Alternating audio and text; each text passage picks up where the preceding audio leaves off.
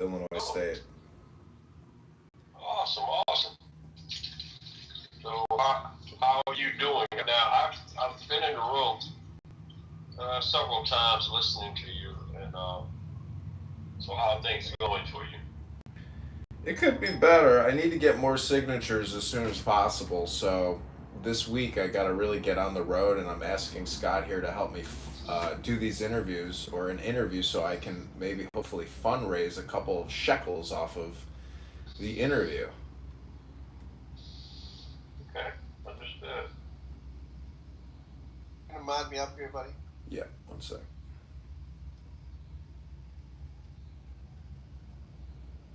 Candidate, Congressman. Okay, we're live. We're live on multiple platforms. How do I ping people in here? I don't have an invite thing. Just hit that little share button down at the bottom and you can still invite people. I'm on Club Deck, so I don't have. Text me the share link, and I'll text her because I don't have it. Oh. I don't have one. Okay, it's going to take me a second here because I'm going to have to send the link through Instagram. Can I send it to you through Instagram on here? Yeah, sure. Or you can send it anywhere. Okay, give me one sec.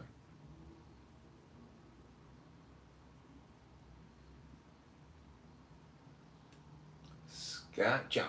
Scott Kent Jones. Candidate Congressman John Kitover. Let's get ready to rumble. That's the way to do it. The candidate Congressman.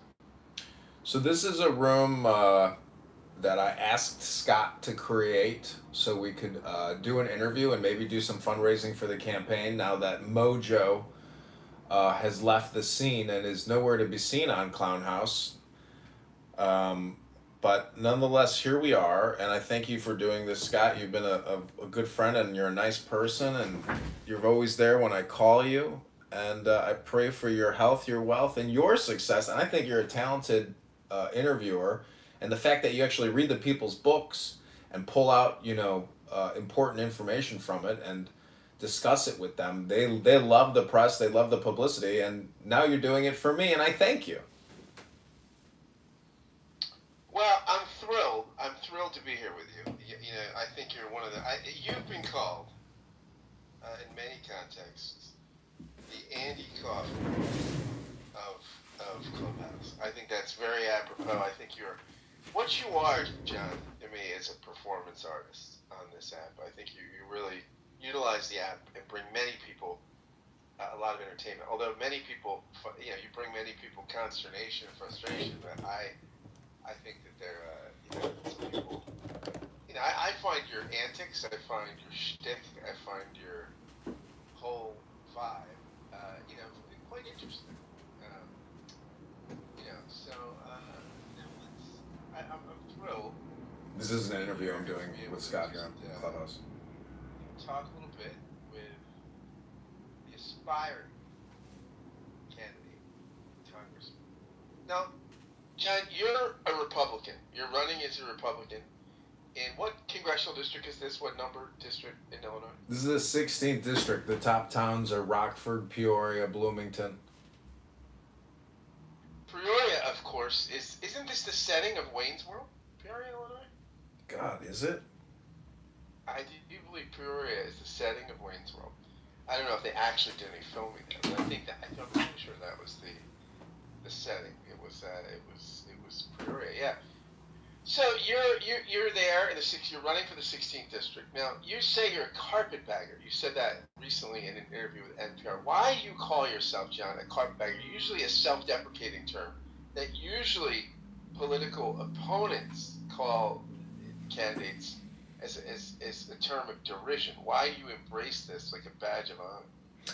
Well, I wanted to get out in front of being called a carpetbagger, and he actually, if you listen to the interview, didn't really quote me, fully. So, but, I don't live in the district, and that's the first question everybody asks you. Well, you don't live in the district, why are you running for Congress? And so this was just a way for me to bring up the issue, in the interview. Jane is here. Welcome, Jane. We're doing an interview here. Scott has agreed and has graciously given his time to do a little interview with me. Thank you, Jane. Jane is a campaign contributor. And Jane, I don't have your, maybe I have your cell phone number because you donated, but Scott can text you the link to the press that I got today on WGL, a local NPR radio in Normal, Illinois, Bloomington, Illinois. Well, John, you're a conservative Republican, and NPR is often maligned as having a liberal bias. Do you think you were treated fairly by this NPR affiliate? How were you treated?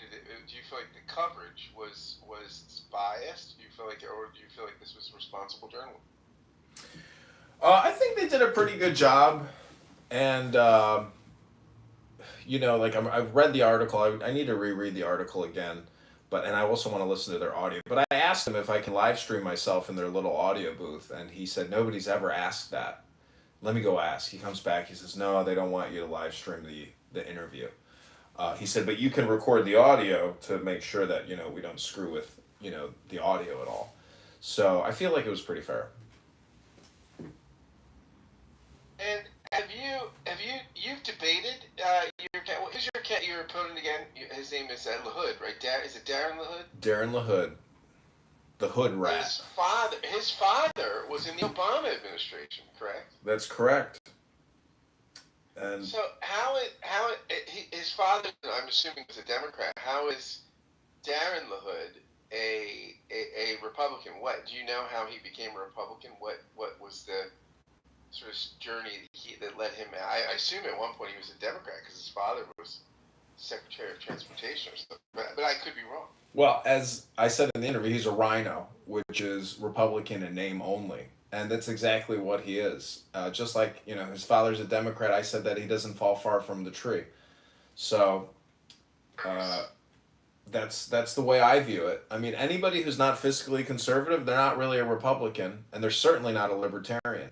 So that's my opinion about really which team you're on, whether you're an elephant or a donkey. I think it comes down to how much money you're willing to borrow and spend on behalf of your constituents and all Americans. And Darren LaHood is spending $2 trillion more by voting yay on HR acts. And it's really more than, our deficit is really more than $2 trillion a year. It's really approaching like 2.2, 2.3 trillion a year, if not even more. Probably 2.5 trillion a year. But John, most of the Republicans, they don't understand money like you do or I do. They really don't. They're kind of like, I think they vote conservative because the Democrats are just so bad. I mean, there's not one. Nick, if you have a question, please. I'm willing to give you a question to take a break and take a question from the audience. But until then, I'm just going to do a little bit of interviewing first, okay, Nick? Okay, I'll drop down. And then we'll open it up to the crowd. Thank you. Appreciate your comment. John, what are your thoughts? You're a fiscal conservative. You're somebody that is running to get the deficit under control, to get the, I'm going to move Gary down too. Gary, you can come back up if you have a question. I'm just going to keep the stage a little tight here. You're a fiscal conservative. You, the Andy Kaufman of Clubhouse, that you've been called. You're a fiscal conservative. While you do a lot of clowning around this app, you take the deficit quite seriously. What are your thoughts on the big, beautiful bill? How do you feel about the big, beautiful bill? Would you have voted for it if you had been in Congress representing the 16th District of Illinois? I would have voted no, just like Thomas Massey, because I did a correlation using Grok AI, looking at open secrets and looking at all the HR acts. So the query is, can you correlate all of Darren LaHood's donors with all of his HR acts? And if you look at what the big beautiful bill is, it's a huge tax credit for the Fortune 500. The top 5 recipients are literally Apple. Apple's number 1. It gets the biggest tax credit. So my reasoning is, how are we all going to work 5 days a week to pay Apple's taxes? Explain that to me, Scott. How are we going to work every day of the week to pay taxes for Microsoft, for Google, for Verizon, Comcast, Pfizer, Moderna, J&J? No, let these Fortune 500 corporations pay their taxes. We're not going to work and paying the taxes for them through our income taxes by giving us debt and borrowing by giving them tax credits. So it's to me, it's a scam. It's infuriating. It's hypocritical. It's dishonest into the bargain, into the compact. And all Americans should be enraged by this, that this Congress and President Trump has given all $500 billion. I think it's over like 4 years, 10 years. I can't remember the numbers. I did a lot of research in Grok and I need to pull it all, but that's my feeling, Scott. Now, interestingly, Donald Trump in the last election won voters who made under $55,000 a year. Now that Republicans generally don't win them at the presidential level, especially. This is something. No, he didn't win them by a lot, but he did win them. Now he's signed a bill that cuts Medicaid and food stamps. Now, Medicaid and food stamps are not a huge part of the federal budget. I realize you're a fiscal conservative. Do you think we could make headway on the deficit and leave Medicaid and food stamps in place, not cut them? Are there other places we could cut that didn't hurt the working poor? We have to cut Medicare, Medicaid. That money doesn't go to we the people. Food stamps, that comes to we the people. But your Medicare, Medicaid is going to Cardinal Health, to Blue Cross Blue Shield, to Pfizer, to Moderna, to J&J, to Big Pharma, to big health chains. That's corporate profit. So there's a big difference there between people going to the grocery store to buy food versus going to the hospital so the government can pay for their services. The average Medicare, Medicaid recipient is costing the government about $15,000 to $20,000 a year. I would be willing to bet that a lot of those people would rather have a $20,000 check than even getting Medicare, Medicaid. Let's be honest, a lot of the medical services and the providers don't give you what it's worth for your actual health. So the cost benefits analysis or the return on investment from that $4 trillion a year just is not there. It's mostly corporate profit making. And there's real services. As you know, the denial of coverage for many procedures is rampant. So let's be honest. Let's call it out and say they're ripping us off. But John, I mean, what do you do? Look, if somebody doesn't have health insurance or Medicaid, let's say you give them $15,000 or something, but one car accident, right, could take away that $15,000, right? I mean, without health insurance, I mean, do you know how many people went bankrupt last year for medical expenses in Canada? Listen, bankruptcy can come in many different forms, not just because you have a medical emergency. It was zero around medical expenses. And the number one cause of bankruptcy in this country is medical expenses. So, I mean, it can quickly bankrupt you. So, I mean, I think insurance, it can be, it can be the life or death thing for people. So, I mean, people on Medicaid are usually living paycheck to paycheck, right? I mean, I don't know what they're going to do if you cut them from their benefits. I mean, I don't know how they're going to get insurance. Scott, this country is $37 trillion in funded debt, $100 trillion in unfunded debt. During World War II, you know what my grandmother did? She rationed. And I asked her, what was it like after we won the greatest war of the world? She said, the government didn't give me anything. So the point is, my mantra in my campaign is stop borrowing, stop spending. Scott, are you of the belief that our economic model allows us to just continually to borrow and spend money that we don't take in at 37 trillion? Do you think that that is capitalism, or are we approaching some other type of economic model in the world? Well, look, I think what we need to do is get something responsible that can be done, right? Is get the deficit in a responsible percentage of GDP. Right? I mean, I don't think. Well, what is it? 50%, 150%? What's responsible debt to GDP to you? Probably somewhere, depending on the urgency of the issue, is probably somewhere between 20 to 40%. I think for a country that prints its own money and has a currency that's a standard trading currency, I think we could probably run smaller deficits and not.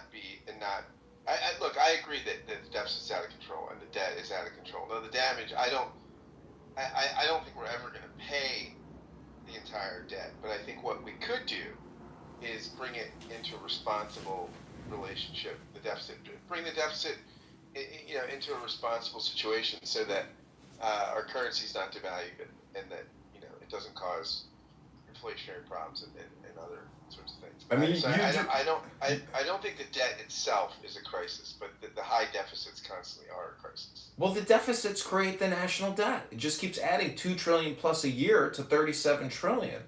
So if you want a 20% debt to GDP, run those numbers and you'll be shocked at how much we're going to have to cut. You could kiss Medicare, Medicaid John, goodbye. how are you going to get us there? If you're going to balance the budget, tell us where will you make the most significant? We are in a terrifying financial situation. Look at it this way. If we're spending 2 trillion a year that we don't collect because we're only collecting 5 trillion, but we're spending 7 trillion. If we were to cut Medicare, Medicaid by, let's say, 1.5 trillion and the National Defense Authorization Act at 500 billion, that's 2 trillion right there. That's what we borrow every year that we spend that we don't have. That brings us back to baseline. But we're spending $1 trillion a year on interest on a $37 trillion mortgage. So if we just keep kicking this can down the road, it will end up becoming totally unsustainable, completely run away. That's hyperinflationary. So if you want your milk to go from $1.99 at your local grocery store to $10 and live in that type of society where people all of a sudden have absolutely no excess income to spend it on anything because they're just trying to survive, that is what we will live in. That's what society will be like. It will be extremely harsh. There will be no forgiveness for the crimes and the fraud and the waste and abuse that we have been doing because inflation will catch up to us eventually. I don't know when, but in 2050... So you were saying you would cut from defense. You just said you would cut how much? $500 billion. We can defend this nation with $500 billion a year. I believe it. We don't need to spend $1 trillion a year defending ourselves. $500 billion is substantial to create a lethal military force that will protect us and keep us safe. Okay, so that's right. So now, how much do we have to get? We got to get $1.5 trillion more out of the budget. Where are you going to get that? Medicare, Medicaid. We're spending $4 trillion a year there. We can do it at $2.5 trillion a year. We can keep our society healthy and safe, but the major corporations aren't going to make the profits they're going to make. And guess what? That's going to impact retirees' portfolios. The whole system is connected. If Pfizer, Moderna, J&J, and 100 other big healthcare corporations suffer the loss of $1.5 trillion a year from our national budget and they're forced to go to the market to make up that profit, those stocks are going to crater. They could drop 80%. So the point is we have to optimize now to prevent bigger cataclysmic crashes in the future. The Federal Reserve and Congress is artificially inflating this economy by 40% a year. Almost half of our economy is from borrowed money, not money we take in from income taxes or corporate taxes or what the Treasury brings in. So we are in a major fiscal crisis now. And Chairman Powell made a Freudian slip on TV just a couple weeks ago. He said the crisis is now, it's not in the future. Then he corrected himself. Actually, the crisis is in the future, it's not now. So I'm telling you, we're already there. It's 2025. In 2001, when we kicked off World War III, aka 9/11, and invaded 6 countries and deployed hundreds of thousands of soldiers all around the world to fight terrorists, that's when our borrowing and spending started kicking off like a heroin addict or an alcoholic who just can't kick the habit. And we haven't stopped. I'm running for Congress to stop the heroin addict in Congress and the alcoholics who keep borrowing and spending. These people are not rational. They're not rationing. We have to start rationing. And if we don't have this type of attitude, we're lying to ourselves and we're hypocrites. I think you've got a supporter here in Mrs. Lopez Aguirre. She's down in the chat. She's loving what she's doing. John, you think you can cut $1.5 trillion from healthcare spending and not have adverse outcomes on American health, which is already. I mean, we already. You keep pointing us towards we the people and our health. I'm pointing you back to the corporations that are making hundreds of billions of dollars a year off of that Medicare, Medicaid slush fund. It's not about our health, Scott. It's about the profits of these corporations. Get real, man. Wake up. So you're saying that if you cut this $1.5 trillion, you're thinking it's all just going to go to the corporations. Are any seniors or any people on Medicaid going to see real services cut when you cut this money? They're already seeing services cut. They're already seeing service of denial at United Healthcare. They're already getting shafted. Start shafting the corporations that are shafting us. They're ripping us off, Scott. All right, so there you go. You've heard it. You've heard it here, folks. Candidate Congressman Kitover would cut $500 billion for defense, which is aggressive, and I think probably could be done, and $1.5 trillion from healthcare spending, which I don't know that could be done without adversely affecting outcomes, but maybe it can. I mean, candidate Congressman Kitover, how do you feel right now about the ICE detention rates? What do you feel about masked ICE ICE officers on the streets? Is that, I mean, some people find this to be fascistic. I mean, are you comfortable with these tactics to deal with undocumented workers? It seems very cruel, and I don't like it. I thought maybe we should grant amnesty to every non-criminal illegal alien in this country. Seal the border, get them in the system, because we need their tax revenue. We need them having a social security number. But if you do a cost benefits analysis and you see if you just give people a social security number, they're actually probably a net negative on the system. If you go to India, if you go to Russia, if you go to Brazil, if you go to any other developed country in the world and you enter their country illegally and you start working, do you know what the punishments are? It ranges from 2 to 10 years in imprisonment.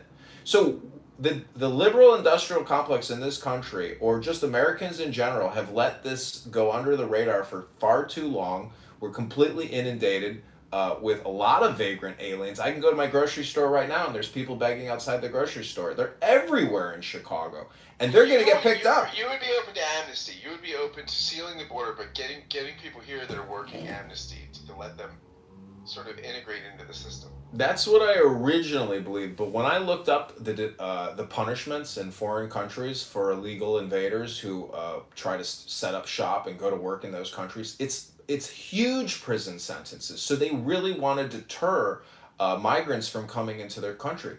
I'm not for this migrant invasion. I think what Trump is doing is rational. It's needed.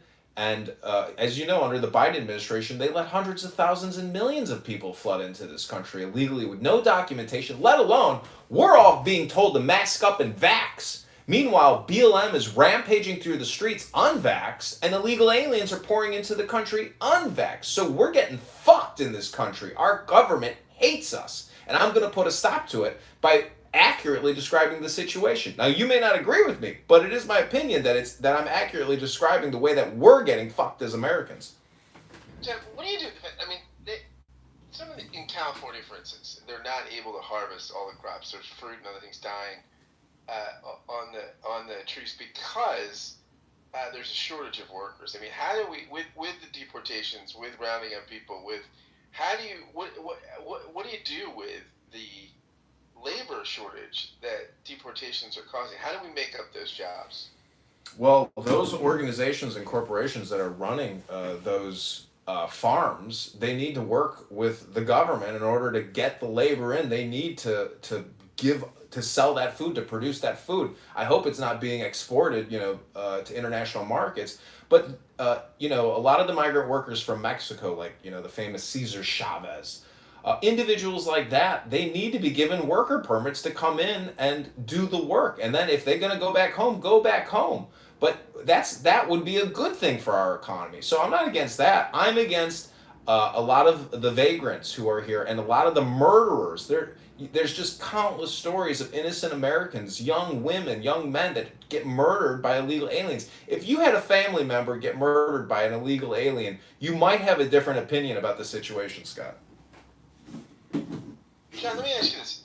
By the way, natural, undocumented workers have a lower crime rate than natural-born citizens. That's a statistical fact. There's many studies that have been done. It makes sense why, too, right? If you're here and you want to work, you're probably not even running stop signs and stuff. So put the link in the chat. I'd like to see your receipts on that one, Scott. Oh, yeah. There's number of studies done on this. There was a major one done in Texas. This is not controversial. I mean, Mrs. Lopez Aguirre says that's true. Yeah, this is not a controversial statistic. um, and undocumented folks have illegal immigrants. Undocumented folks have a lower crime rate than natural born citizens, hands down. So they're not. Now, I'm not saying you can't find stories, which Fox highlights all the time. Whenever it happens, of an undocumented person killing somebody, it happens, but they do it at a much lower rate than people that are born here. But all right, so John, let me ask you this: what are your thoughts? Would you take funding from AIPAC? Well, Darren LaHood has taken hundreds of thousands of dollars in funding from AIPAC. I myself, if AIPAC called me and they said, "Hey, John, we like what you're doing, we like what you're saying," which I know they're not, I would take their money. I need this money to go get on the road to get these signatures. I got somebody I got to call right now who wants to gather petitions for me. I will take money from anybody at this point. However, if a lot of people have become extraordinarily anti-Semitic on social audio apps just in society in general because of this Palestinian conflict. And I got to say, there is no more money for America to ship it overseas. The State Department, Marco Rubio, little Marco, he's still sending hundreds of billions of dollars overseas. We're $37 trillion in debt. I'm sick of going to work to send money to 10 other countries when we need it here at home, when we got rampant homelessness. We have rampant problems in this country. We need that money. Israel doesn't need that money. They got a robust economy. They got 10 million plus people to fight that war, to service their debt that they're borrowing to fight this. If they want to buy our weapons, we'll sell them the weapons, but we're not going to give them the weapons because AIPAC lobbyists say it's a good idea and you should do it. No, that's over. We're broke. So if there is one country, though, that I'd like to send money and weapons to, it is Israel. That would be my number one choice, because I believe they're surrounded by insane Islamic terrorists. So I believe in Israel, and I love Israel. I love the citizens, and I love Jews. But I'm just telling you that the days of austerity are fast approaching, because we cannot continue to just fork out money through the State Department and through the Department of Defense and all these contracts. It's coming to a close, in my opinion. If I get elected, I'm voting nay, not yay, on every HR act that comes across my desk, and I'm going to stand firm with Thomas Massie. And I know Thomas Massie, a lot of Jews do not like Thomas Massie because he's anti-giving all this money, to Israel. So, but I'm just saying, at this point, if AIPAC called, which I know they won't, it's totally hypothetical. I mean, Jack, what percentage is foreign aid of the budget, of the federal budget? Do you know? Let's grok it real quick. Do you want to find out the real number? I know what it is, but I was curious to see if you knew it. Well, we can do gotcha questions all you want, but just go ahead and tell us, Scott. I mean, it's less than 1.5%, right? 1.5% is still a substantial amount of a huge budget. $7 trillion? That's almost $800 billion, Scott. But usually we give aid in our own interests, right? I mean, we usually help. 800 million, I'm sorry. But it's more than that. It's in the billions. I don't know if your number's correct. Let me grok it. Oh, let's use grok. Grok it, baby. Scott, this is my, when I took down petition signatures over this past week in Bloomington, Illinois, I asked everybody who signed, tell me, what's your top priority? And I wrote it back on the back of the petition so I wouldn't forget. Guess what the number one, a priority is for most people who signed the petition?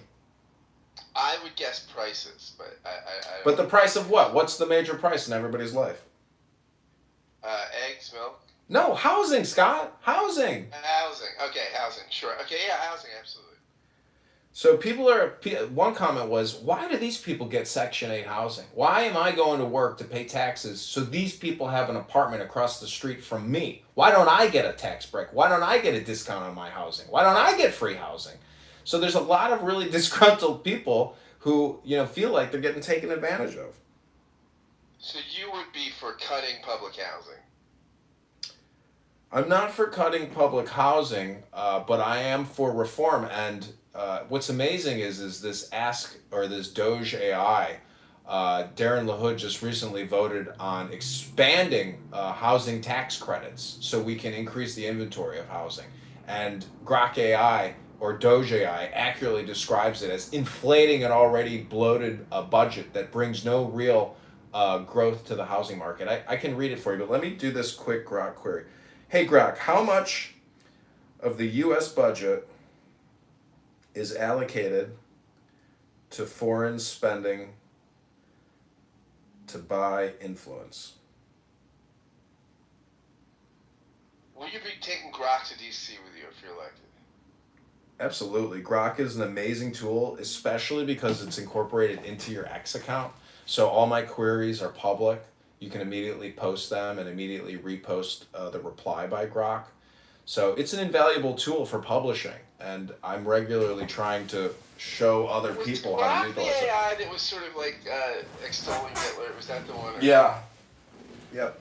And it's really because, Elon Musk is totally about free speech. So the software developers had to fine tune it because there is so much hate speech on X. It's shocking, revolting, and terrifying because I could see what it was like probably. And you can probably imagine what it was like in the 1930s for Jews in Germany when media and Hitler and all his acolytes, were putting up signs and destroying Jewish businesses and terrorizing Jews with their, hate speech and political rhetoric. So I think in many ways we are back to that level of insane, rampant Jew hate here in the United States and around the world. I'm 42 and I've only heard a few anti-Semitic things in my life, but the past 1 to 2 years, it has exponentially grown. And I think a lot of it is psychological because I think a lot of people who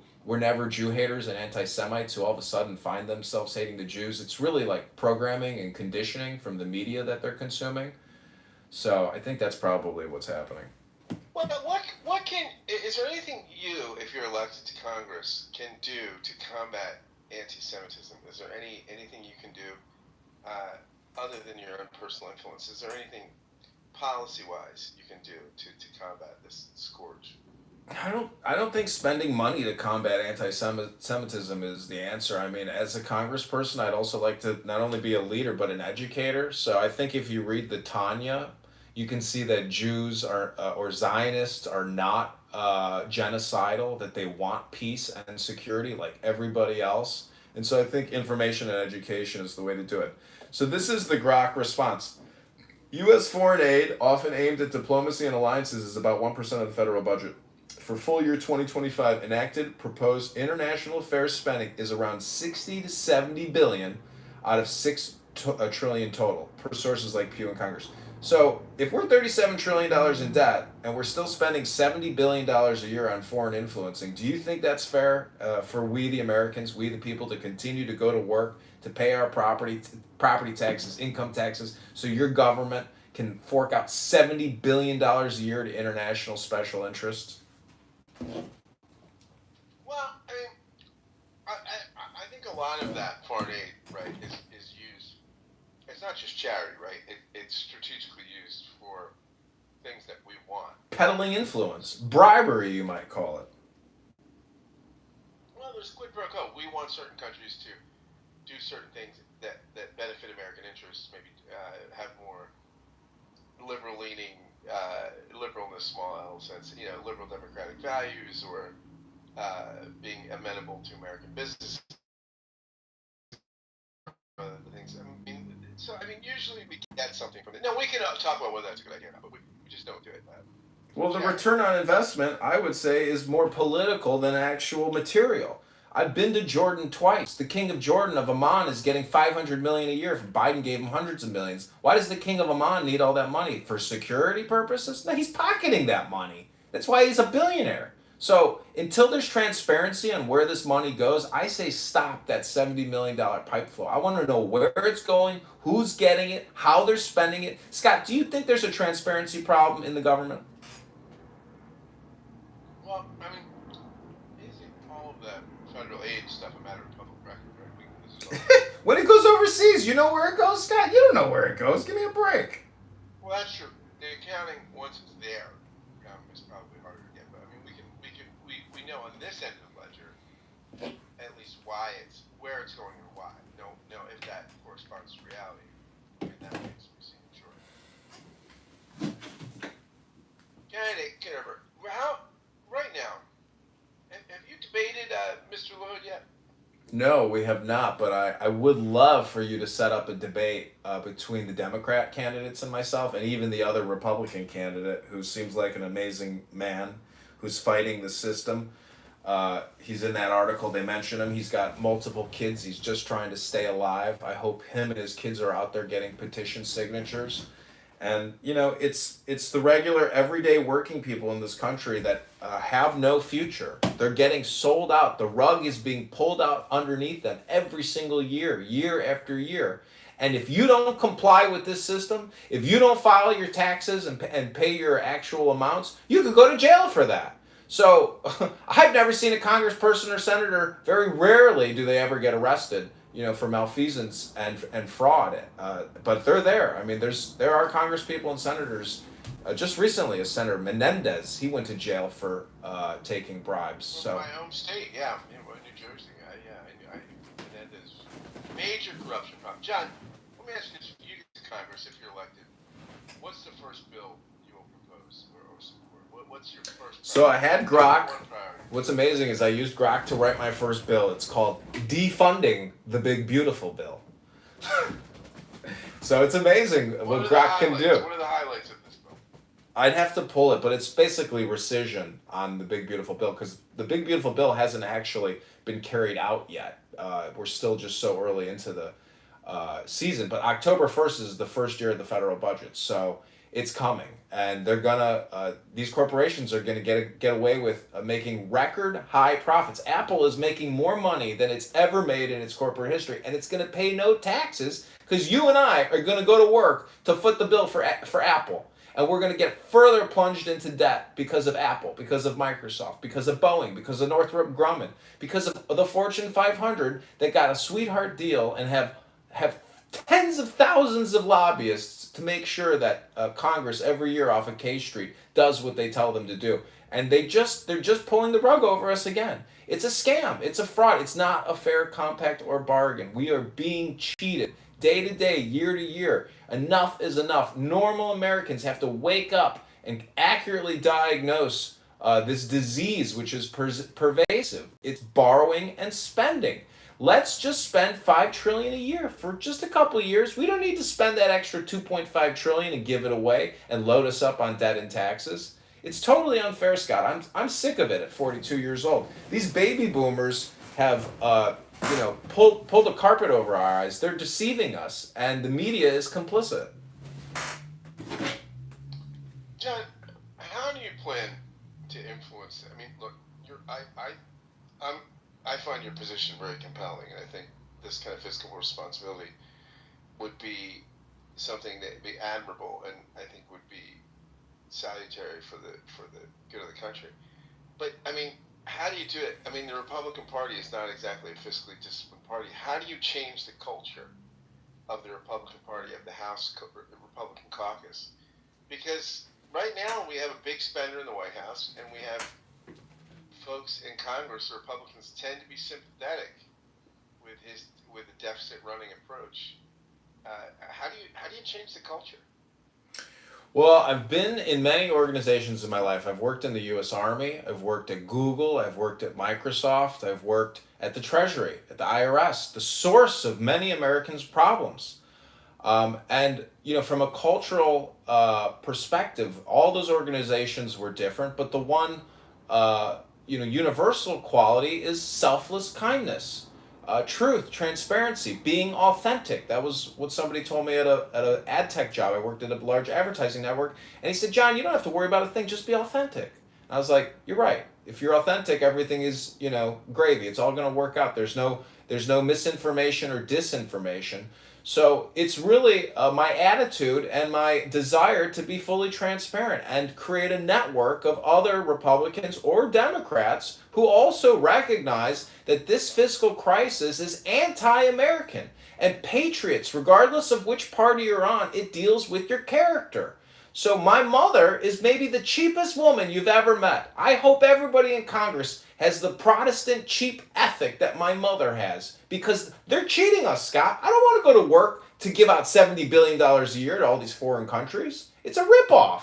This isn't how America was set up. Unfortunately, because of Congress and the Federal Reserve, we have created this insane debt bubble, and they're just going to keep kicking the can. And I am here to crush Darren LaHood's can kicking and restore justice and fiscal responsibility for the American people. A balanced budget act will also be my second act that I introduce into Congress. So it's defunding the big beautiful bill and establishing and introducing a balanced budget act for every American. John, how many, you're collecting signatures right now to get on the ballot.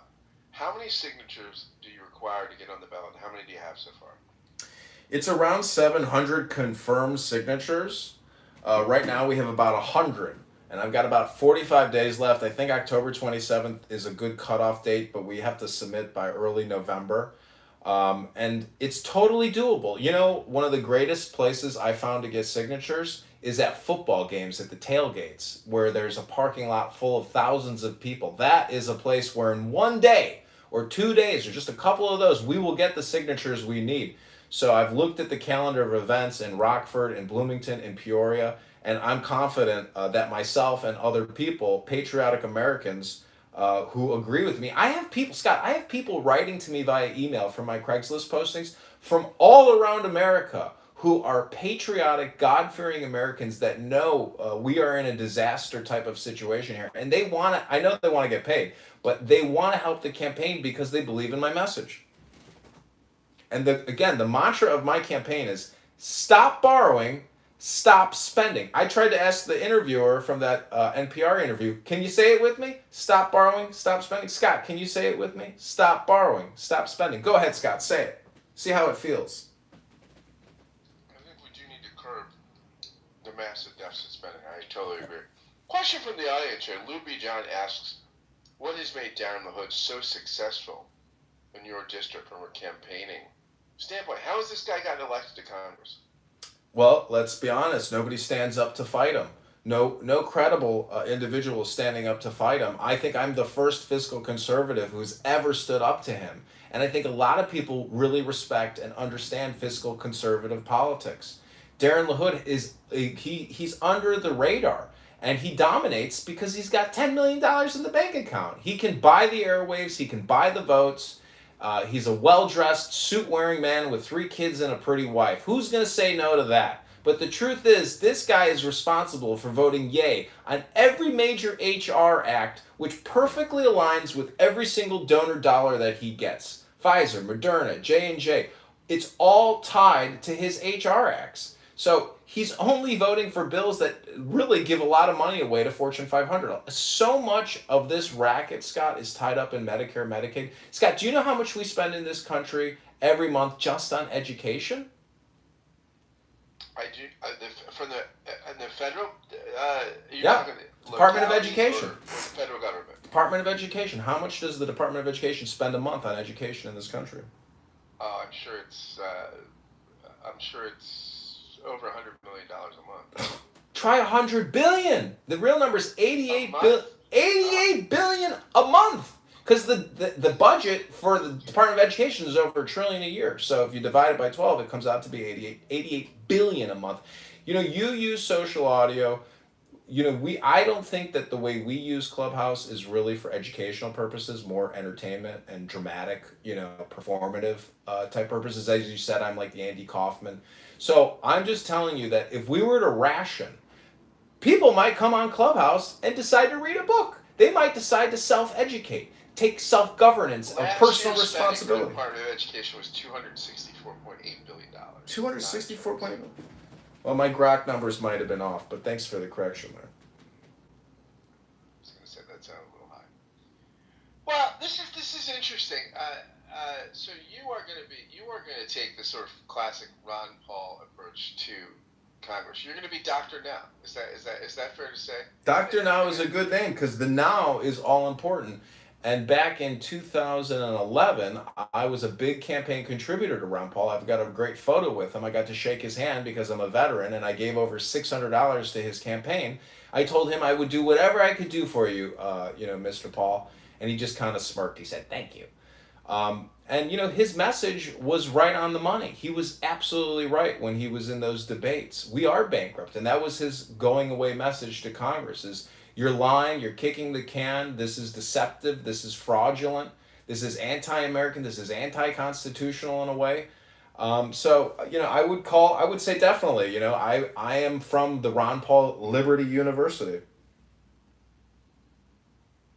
And Scott, let me just emphasize the reason why I believe this is so important is because if we want to have a real economy that has actual growth, that has real profit, that has real assets, we have to stop this fake borrowing and spending because so many corporations are making ruthless profits off of our borrowing and spending as opposed to providing real products and services with real profit margins. So much of the economy is just because of Congress and the Federal Reserve printing up $2 trillion plus a year that we don't collect in taxes.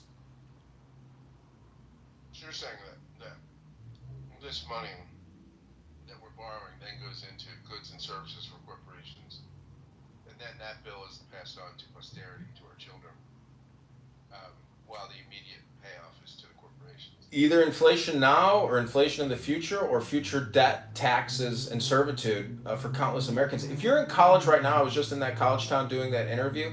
Most of these, what the government is doing is every single year they're borrowing $10,000 to $20,000 on your behalf. So when you go to college, if you take out $100,000 to get an undergrad degree at a top tier university, not only did you take out that $100,000 loan for 4 years, over that 4 years, the government also tacked on $40,000 in taxes that you're responsible for because your local congressional representative borrowed on your behalf because you voted for him. Until your local congressional senator or Republican tells you, I will not borrow on your behalf, I swear to God, they're just going to keep pulling the rug over our eyes. It is a debt scam, in my opinion. It's fraudulent, it's dishonest, it's not transparent. They couch it, they conceal it with misinformation. Unless you really, Grok is great at that. I mean, that's how I basically pulled out the $500 billion a year in tax credits from the Big Beautiful Bill. If you ask anybody, what's in the Big Beautiful Bill? No one can tell you. But if you use Grok, tell me, what are the top 10 line items of the Big Beautiful Bill? You can see who are the top 50 corporations of recipients from Big Beautiful Bill spending. You can see it. It's right there, but the media isn't going to tell you these things. You have to find it for yourself. Here's a great question from the audience. Candidate.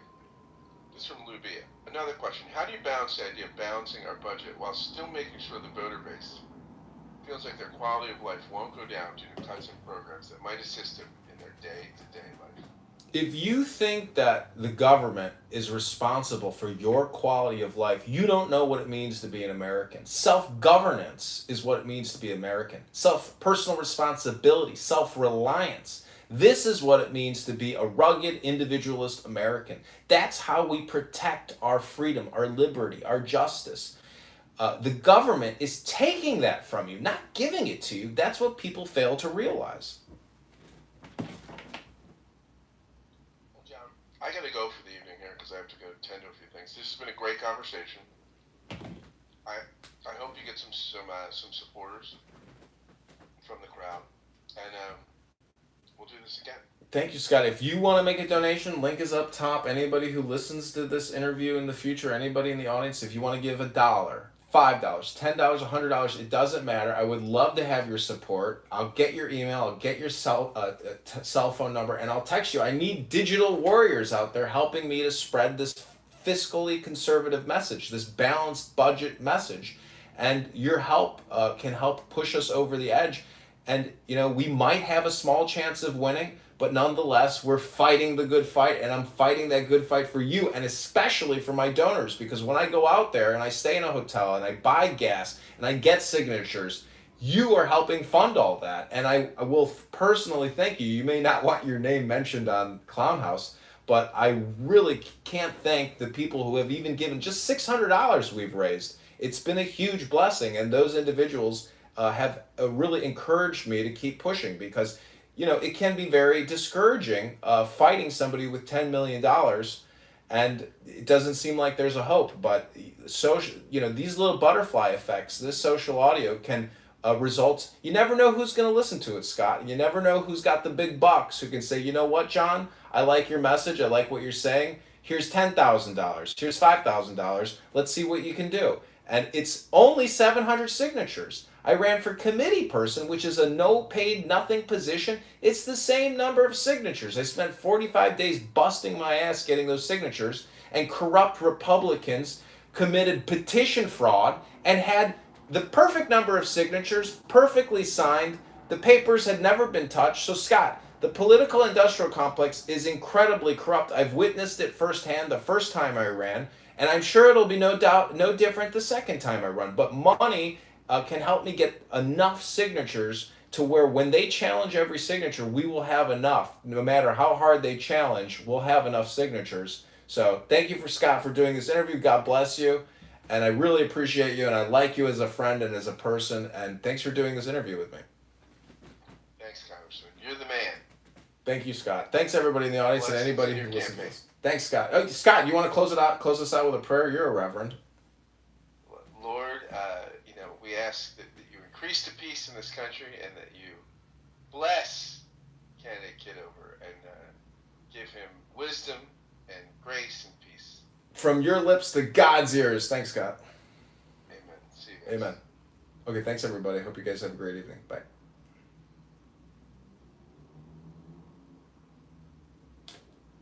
I'm going to share this on X. If anybody here on X has X, follow me. It's John Kitover IL. This is a great interview with Scott. I really appreciate everybody for being here and listening. Baby, big la. Have a great evening. Take care. Bye.